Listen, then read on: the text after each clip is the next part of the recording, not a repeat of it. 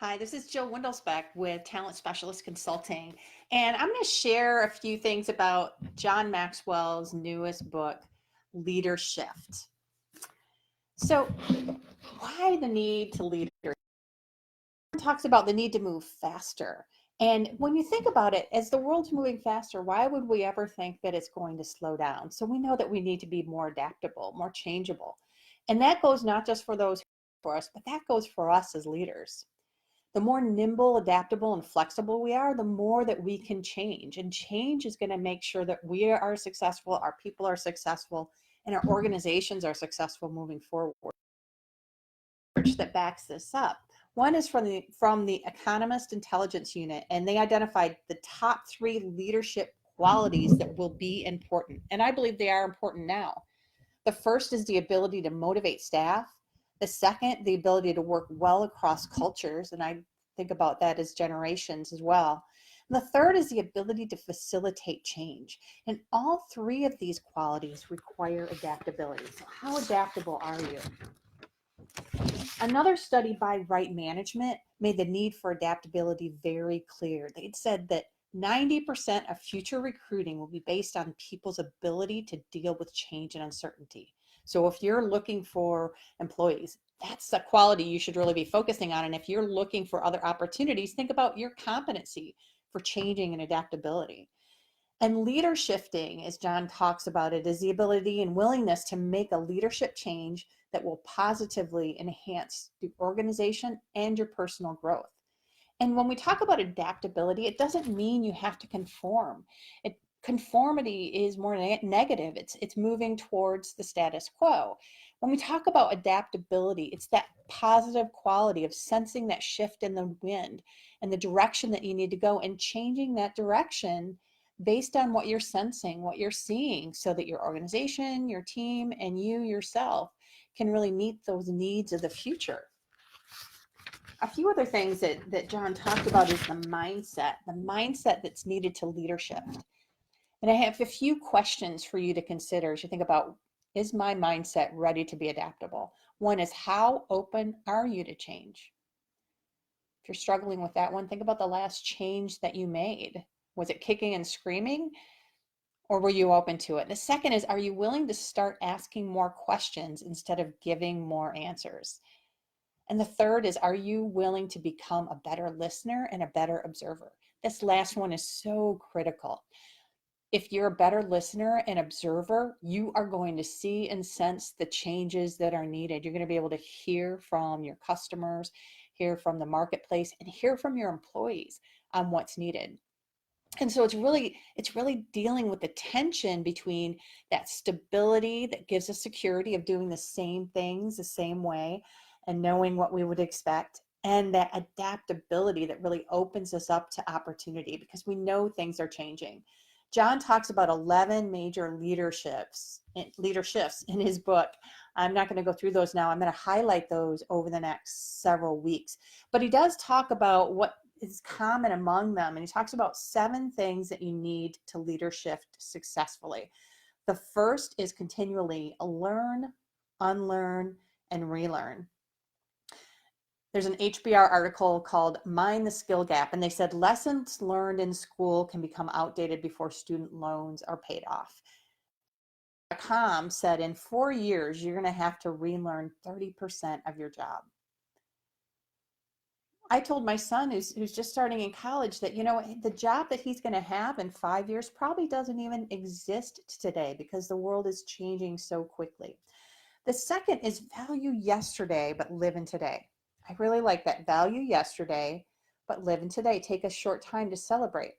A quote from, they attributed to Babe Ruth said, yesterday's home run doesn't win today's game. The third is to rely on speed, but thrive on timing. Rely on speed, but thrive on timing. So moving quickly, we know, is not a choice now, and you need to recognize the right time to make these leaderships. When do you need to give someone a pep talk? When do you need to challenge them? When do you need to add new products? Maybe change the products that you have, retire existing products as well. That's really a difficult decision. We know that making decisions timely, especially in a leadership role, is really critical. And good time allows leaders to seize the moment, good timing. One of the things that you think about is that when leaders see the bandwagon, it's too late to lead. That's a Goldsmith. When leaders see the bandwagon, it's too late to lead. So getting ahead of the game is really critical. Number 4, he talks about see the big picture as the picture keeps getting bigger. I really like that piece because we have our vision, we see that big picture, but as things move and change and grow, that picture is just going to keep getting bigger, knowing that there is no finish line. There's that we can challenge and tackle problems. There's infinite ways that changes could happen. So we have to think about it as a continuous learning mindset. And he talks about the concept of layered learning. So not just erasing what you have already learned, but as you're learning things, connecting it to what we've already learned to get more depth into what we know so we can be more effective.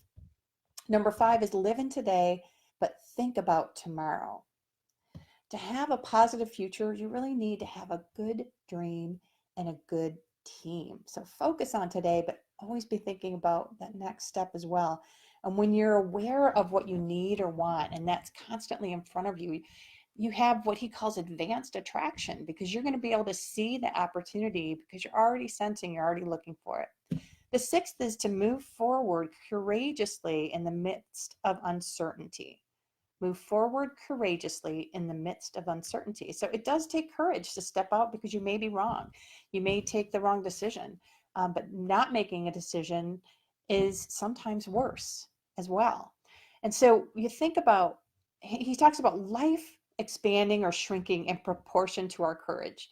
And leaders, we need to have that courage to step up, step out, and make the change that's needed. The greater the inaction of leaders, the more opportunities they lose because we're always surrounded by uncertainty.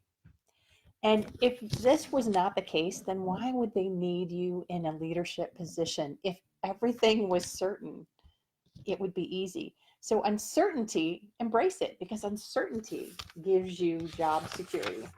The 7th is to realize today's best will not meet tomorrow's challenges. Today's best will not meet tomorrow's challenges. When you think about that, that means that you have to focus on getting better every day. There's 4 things that you could be doing to help you get better every day. Focus on learning something new, thinking something different, find something better, and see something bigger. And when you focus in that way, when you're always looking at what can be different, taking even 10 minutes of your day learning new things to see how they could apply to what you're doing in the organization, you're going to continuously grow, and that's going to get you much further ahead. So the leader shifts you need to make will be unique to your journey based on where you are. If you're a new leader or maybe you're a CEO of an organization, the shifts that you need to make are a little bit different. But every advance that you make as a leader is going to require a shift, a leader shift that changes the way you think, the way that you act, and the way that you lead. I can't wait to dive deeper into John's book around leader shifting, and I'm going to share some key summaries from you over the next several weeks. If you are making a shift right now, or you have your own experiences around things that you've had to do to shift as a leader, please post it, share it. Let's grow together. Thank you.